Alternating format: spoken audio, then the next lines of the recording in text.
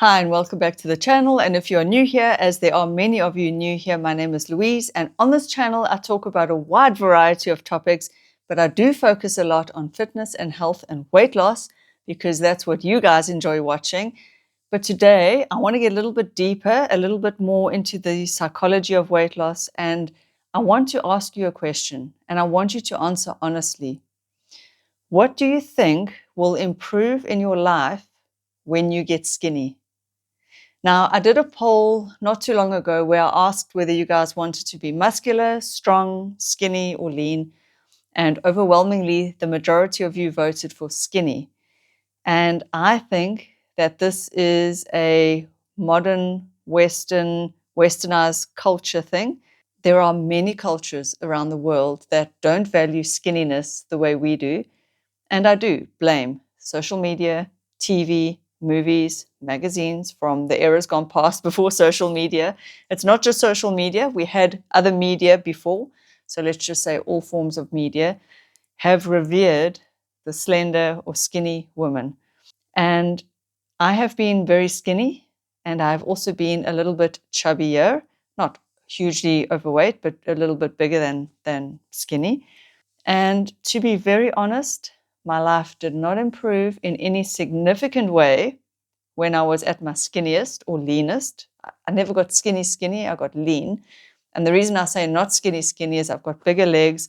So my legs are naturally chunkier, more muscular, and they carry more fat. Anyway, at my lightest weight, my life just stayed the same, really.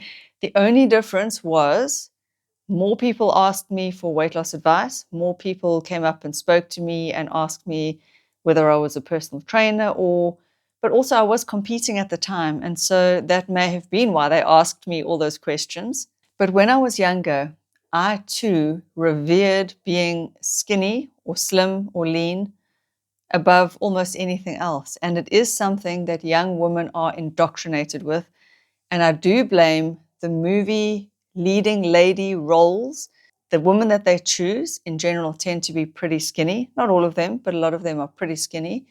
And I think seeing these images and seeing these kinds of women revered in movies and in TV shows and in magazines and the supermodel era, seeing all of that over and over again imprints in young women's minds this belief that if I am skinny, I will have a happy life, I will be happy, I will achieve success, money will come to me, I'll find the man of my dreams, life will be good, nothing will go wrong.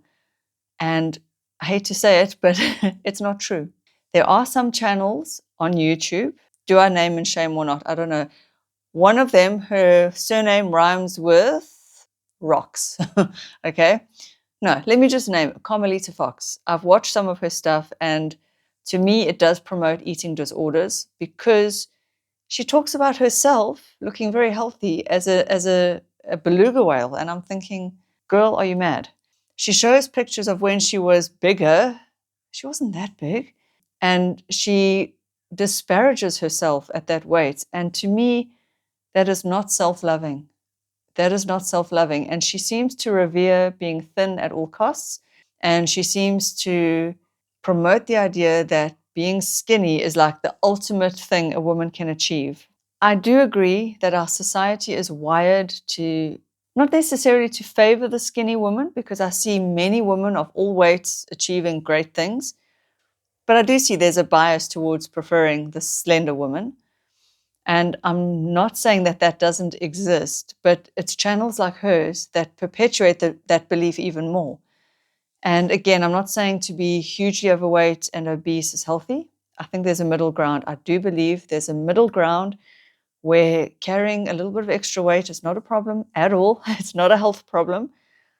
Being overweight to the point where your blood pressure goes up, where you risk getting diabetes or you do get diabetes, these kinds of things, those health markers are measurable, and you can discuss that with your doctor. But having excess body weight or body fat is not in and of itself a problem, other than when it causes a problem. So only you know what's right for your body. But I want you to question deeply, why do you want to be skinny? Because so many of you have said you want to be skinny, but why? What will improve? I can tell you from experience, this is what improved. Clothes shopping. Like, that is it. And yes, there was a sense of self-confidence because I felt my body fit what society wanted me to look like or what society told me women should look like. But that is not true, deep, inner, lasting confidence. That is a superficial confidence, because what happens if I gain weight? That confidence will go away.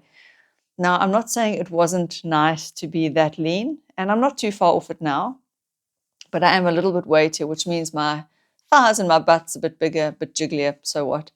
But what I've learned with age, and this is the beauty of aging, is that true confidence means you don't give a flying F if you gain weight or not. And you need to really believe that. And for so long, I didn't. I would gain a few pounds, and then I'd be like, ugh, and then I'd try and lose it again. And I was always worrying about what the scale was saying. Now, I do weigh myself daily, but I look at it and go, oh, interesting. And it's just data for me. It just correlates to what did I eat the day before? How much salt did I have? Did I sleep well? Did I exercise? Did I overtrain? And for me, it's just data, really. It honestly doesn't affect my mood or how I feel about myself. What does affect how I feel about myself is now the important things, other things. So I don't mind if my weight goes up a bit or down a bit. Now, I know I don't want to be, just like Liz Gilbert said in her book, I have no interest in being obese. And if I got obese, that's a whole, I would just deal with that then. For me, I have no interest in being obese, but I also have no interest in starving or restricting myself to the point where I feel miserable.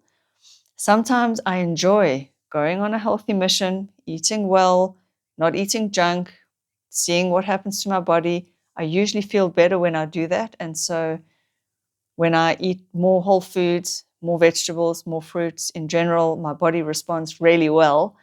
Again, and it's data. But if I'm feeling emotional or I'm feeling drained or I'm feeling like I need the comfort of comfort food, I'm at an age now where I will give myself that comfort in food form if I feel like I need it, because this too shall pass and tomorrow's a new day. And so skinny is not the be all and the end all for me nowadays. And I'm so glad. And I want that for you too. And you can get there. I didn't think I'd ever be making a video like this 10 years ago. 10 years ago, I was with my ex-husband, I think. Was I? Yeah, I think so. Or were we divorced at that point? But anyway, he loved skinny, pretty, blonde women, and I became that. And part of the reason I revered being skinny back then was because I wanted to please him. I wanted to be what he liked because I valued this man and this relationship. And I thought that that is the way to keep your marriage working and going, is to be physically pleasing to your husband so that they desire you and you keep the flame alive, all the blah, blah, blahs. Now, I am so much more mature and wiser, and I realize that my body is fleeting and it changes. I mean, this is the beauty of being in your 40s, is when your body does change so much, and not for the better, for the worse, and you realize it is just a body and you have no control, really. I mean, you have some control, but it will age. You cannot stop it aging. It will get flabbier, saggier, fatter. The fat that you have hangs, so your belly just seems to hang and pooch a bit more because of gravity. These things happen whether you exercise and you eat well or not. And that is freeing. It is freeing. And so all I'm saying to you, especially if you're a young woman, is don't waste so much mental bandwidth on trying to be skinny, because I know how much mental bandwidth it takes to watch every mouthful, to watch what you're eating, to monitor the calories, to see, did you exercise today? Has your movement outweighed your eating? And then you get this intense craving, and then you binge, and then you've got to repair what you just did. And it is a whole job in and of itself. And it is nice to be slimmer in a society that values slim women. I'm not saying it doesn't. It isn't. It is, because society does, and I hate this, but it does seem to treat the slimmer, slender woman better than the overweight woman, but not always. There are so many women kicking ass, and they are all shapes and sizes nowadays, and I love that. There are so many comedians, like Fortune Feimster. She's not particularly anything for the eye, but she is hilarious. And she's got a weird shape. Melissa McCarthy, amazing, funny, talented, beautiful, a very round shape, but she's kicking ass. I'm trying to think of her name now, that Australian actress with the blonde hair. She was interviewed on Diary of a CEO. I can't think of her name now. You know which one I'm talking about, the Australian actress. Also very funny. She was in, was it Pitch Perfect? She's not particularly slender. There's Amy Schumer. The list goes on of women. Oprah, hello, duh. You don't need to be skinny to get into the rooms, to get the guy, to be happy, and by the way, you can shop at any size. It's just that you, like in my mind, I thought, oh, this is so exciting. Clothes shopping is better because the small sizes fit. So what? Ultimately, so what? You can find that same dress in a bigger size, and you might even find that your curves fill out that dress even better. So what I'm saying is, ladies, you do you. If you want to chase being skinny just to see what it feels like, that's your life. You can do that and see what it feels like. If it fulfills you, great. If it feels empty, you've learned a lesson. But I would like you to examine truly what are your motives, because I would hate for you to waste all this bandwidth in your 20s trying to be skinny when you could have applied that to getting a degree, to working a job, to finding a job, to standing on your own 2 feet, to just making your way in the world, where a few extra kgs would not have made any difference at all. Most people don't even know if you've gained or lost weight. It has to be significant, and then they notice. So please don't waste bandwidth on chasing something that it really is trivial. And it's not that it's superficial. And if it's important to you, I say go for it. Only you know your reasons. I mean, if your career is to be a supermodel and that's what you want to do, then your weight does matter. I mean, let's just be honest. If you are on television, your weight might matter depending on what roles or where you are on TV. But for the vast majority of us, our weight doesn't matter that much. And the man who loves you is not going to care if you are 10 pounds heavier or 10 pounds lighter, even 20 pounds. They are not going to care.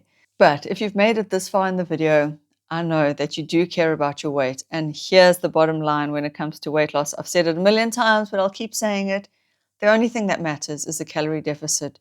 So if you do still value weight loss, and maybe let's not call it wanting to be skinny, although a lot of you guys say that you want to be skinny. There's a fly bugging. The only thing that matters is maintaining a slight caloric deficit until you hit your goal weight. Once you hit your goal weight, you can't stay in a deficit because then you will waste away. So then you eat for maintenance. But the only way to lose weight is to just be in a slight deficit every day until you hit your goal weight. You can use your macros as something to guide you as well, where you hit your protein goals. That is if you want to look toned, if you want to preserve and maintain your muscle mass. If you don't care about any of that shit and you just want to lose weight, then just eat in a slight caloric deficit, and that is the way you will lose weight. End of story. You can do it many different ways. You can fast, you can eat one meal a day, you can structure your meals any which way you like. But again, ask yourself, what is your real goal here? What's really meaningful to you? Don't waste decades on something that has no meaning to you. Because when you are, now we're going to get deep and philosophical, when you are on your deathbed, will you really care how skinny you were? If the answer is yes, go for it. If the answer is no, and I suspect for a lot of you it's no, think again, think about what really matters, and then choose again. I'll see you in the next video. Bye.